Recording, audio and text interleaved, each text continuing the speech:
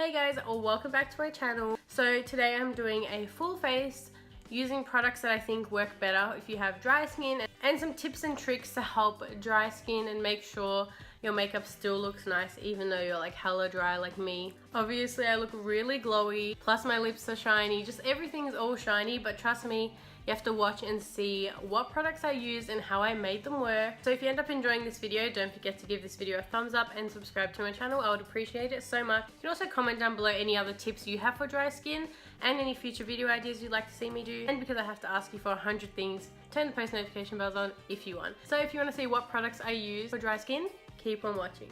Not gonna lie, I feel like a mixture of all my videos address all the different things that you should do if you have dry skin, and just I talk about my dry skin so often. So even though you could probably gather all of these tips and tricks throughout all my videos, I decided I'll just make one big one. Obviously you should already know this, moisturizer. I have dry and sensitive skin, so I'm going to be using my Olay moisturizer cream for sensitive skin. Obviously to stay hygienic so you get less breakouts, even though I have so many, it's quite tragic. Use a brush instead of your fingers. Don't know if this helps obviously because I still have quite bad skin. I also put a lot on just because I love feeling moisturized. I don't know if this moisturizer runs out quickly, but it has so much product inside. Like, look how big this is. But I just feel like it runs out so quickly, but I don't know if that's because like I moisturize too much. But you want to make sure you really thoroughly rub this in, and then afterwards give it a good amount of time to be able to settle in. Now I'm going to start with my eyes, obviously, to let my moisturizer settle in. I say that in like every video. And instead of using a concealer base and setting it, it's just a lot of products on your eye, plus you have to set it with a powder, which is pretty drying. I'm going to go in with my Louise base in the shade 2.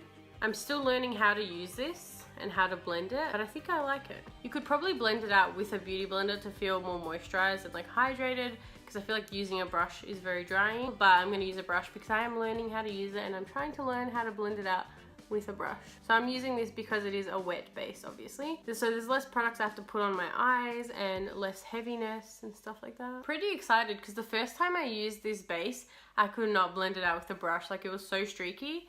That's why I used a beauty blender, but now I've taken my time to blend it and it worked really well. Just a pro tip, don't use too much of the Louise base. You literally need like the tiniest amount, like a grain of sand. Like, that's how small. Is that what you call it?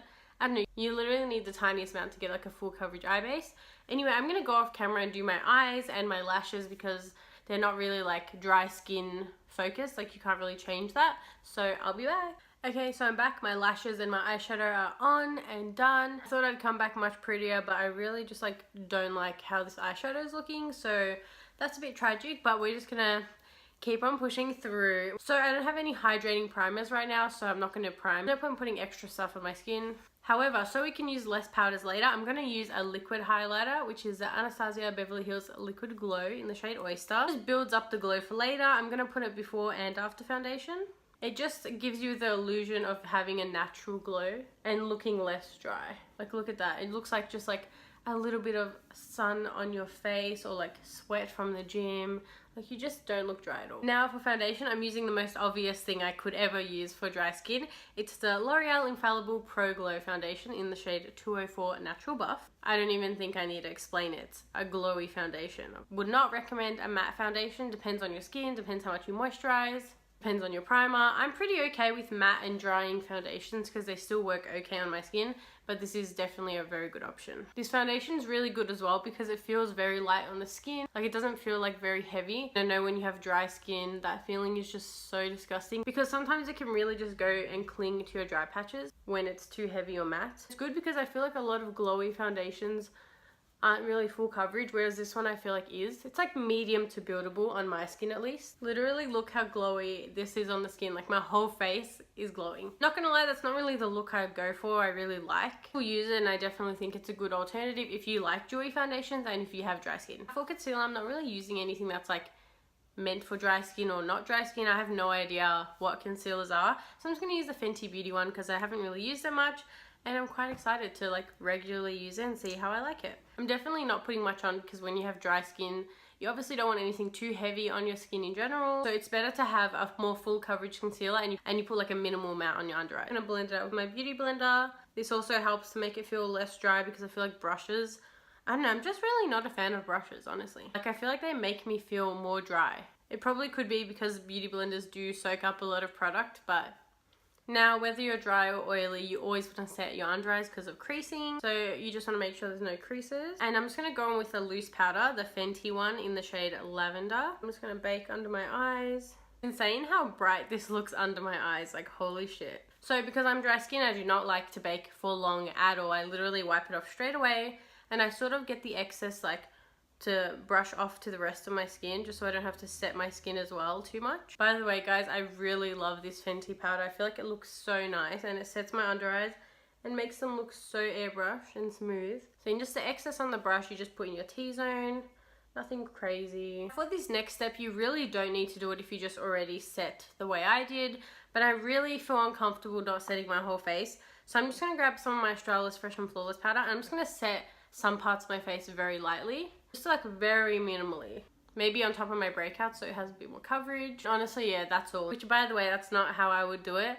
No matter how dry my skin is, I will pack on the powder. Not the most flattering, that's why I'm doing this video.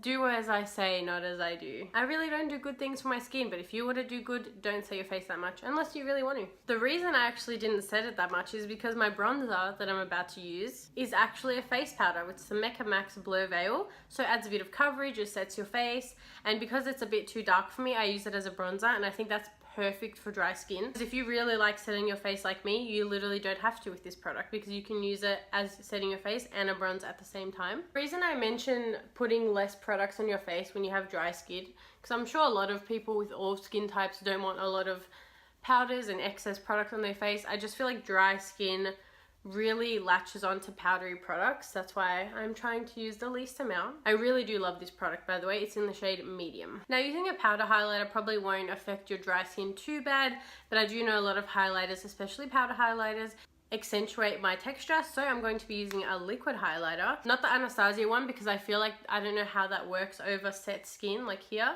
So I'm going to be using the Jeffree Star Liquid Frost in the shade Canary Bling. I'm using this because it's way more pigmented than the Anastasia one. I know it works well over powder, so it's just like a safe bet, and also like insanely glowy. So I think this is a very good product to use for going out, and you don't want to look too dry over time, because this highlighter is just so insane. And I apply it on a beauty blender. Just like wait and see this. Look at that.